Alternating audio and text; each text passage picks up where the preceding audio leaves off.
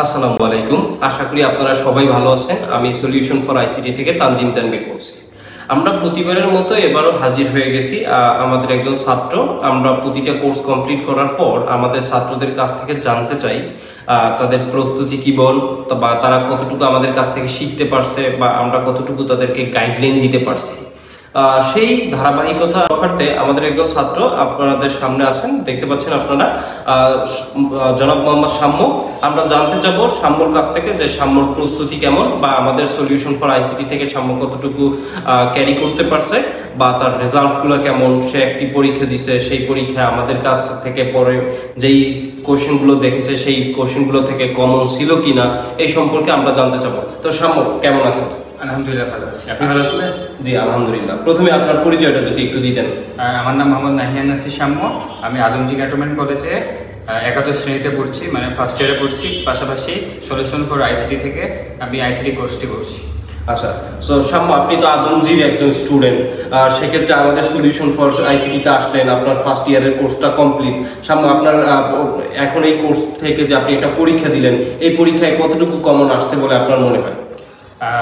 আমি কোর্সটা ফার্স্ট ইয়ারে করা শুরু করেছিলাম, এবং ফার্স্ট ইয়ারের যখন আমার হাফ ইয়ারলি এক্সাম হয়, মানে ফার্স্ট টার্ম পরীক্ষা, তখন ওই পরীক্ষায় আমার প্রিপারেশন মোটামুটি আলহামদুলিল্লাহ ভালোই ছিল, এবং আমি 50-তে 42 পেয়েছি আলহামদুলিল্লাহ।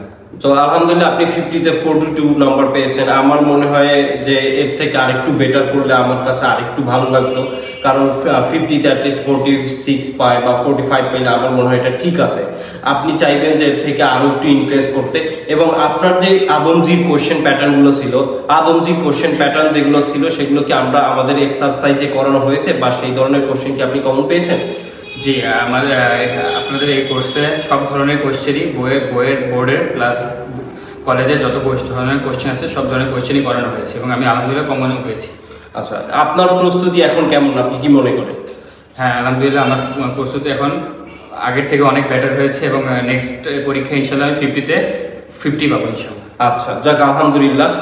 অন্য সাবজেক্টের থেকে সলিউশন ফর আইসিটি থেকে কি আপনি একটু এগিয়ে আছেন বলে মনে হয় কি? জি, আমি ফার্স্ট ইয়ারের একদম প্রথম থেকেই এই ব্যাচে যেহেতু ছিলাম, এবং ভাই খুব ভালোভাবে সুন্দরভাবে সব কিছু গুছিয়ে পড়িয়েছেন জন্যই আমি মনে করতেছি আমার যে অন্যান্য সাবজেক্ট তার তুলনায় আইসিটি অনেক ভালো প্রিপারেশন নিয়েছি। তার উপরে আবার আমি প্রাইভেট ছাড়া, মানে কোচিং ছাড়া বাসায় তেমন আইসিটি পড়ি নাই। ভাই এখানে পড়াতেন, প্লাস যেগুলা প্র্যাকটিস করা দরকার প্র্যাকটিস করে দিতেন, তাতে আমার বাসায় পিসিএমপিতে সময় দিতে সুবিধা হতো, এবং পরীক্ষার আগে কিছু বই টই দেখে গেলে, স্যারের নোট দেখে গেলে আমার পরীক্ষা মোটামুটি প্রিপারেশন ভালো লেগেছে আলহামদুলিল্লাহ। তো এখন যেটা হচ্ছে বিষয়টা দেখেন, খিলক্ষেতে তো অনেকগুলো এরকম আইসিটি টিচার বা একাডেমি আছে, একাডেমিক কোর্স নিয়ে কাজ করে। সেক্ষেত্রে কি আপনি সলিউশন ফর আইসিটিকে একটু বেটার মনে করেন, বা একটু এগিয়ে দেখেন কিনা? জি ভাই, আমার মতে সলিউশন ফর আইসিটি একটু বেটার আছে, কারণ আমার যেসব বন্ধুরা খিলক্ষেতে আইসিটি বিভিন্ন কোচিং করছে আমি দেখছি তাদের তুলনায় আমার একটু পজিশন একটু ভালো অবস্থায় আছে। তাদের থেকে ইনশাল্লাহ তাদের থেকে তাড়াতাড়ি আমার সিলেবাস কমপ্লিট হয়ে যাবে। যাক আলহামদুলিল্লাহ, আমরা চাই আপনার সিলেবাসটা খুব তাড়াতাড়ি শেষ হোক এবং আপনি খুব ভালো একটা নাম্বার পান।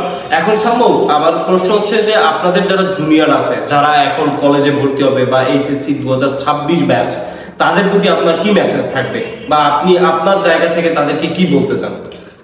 প্রথমত জুনিয়রদেরকে আমি এটাই বলতে চাচ্ছি যে তোমরা সময় দেরি আর টাইম নষ্ট না করে এই কোর্সে তাড়াতাড়ি জয়েন করো, কেননা আমিও তোমাদের মতো যখন এসএসসি দেই, প্লাস যখন আমার এসএসসিতে আইসিটিতে ফুল মার্কস পাই, তখন আমাদের একটা আত্মবিশ্বাস কাজ করছিল যে এসএসসিতে আইসিটিতে যেহেতু অনেক ভালো মার্ক পেয়েছি, সেহেতু ইনশাল্লাহ এসএসসিতেও কোনো প্রাইভেট ছাড়াই ভালো পাবো। কিন্তু যখন আমি কলেজে ওঠার পর বইগুলো খুলে দেখলাম আইসিটির বই, তখন দেখলাম যে মোটামুটি এসএসসিতে 10 গুণ বেশি কঠিন পড়া, এবং এই বুঝতে আমার পার্সোনালি বাসায় পড়ে বুঝতে কষ্ট হচ্ছিল।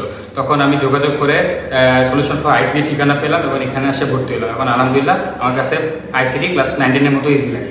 যাক, তো আমরা এখন যেটা বুঝলাম সাম্য, সেটা হচ্ছে এইচএসসি আর এসএসসি আর টোটালি ডিফারেন্ট, রাইট?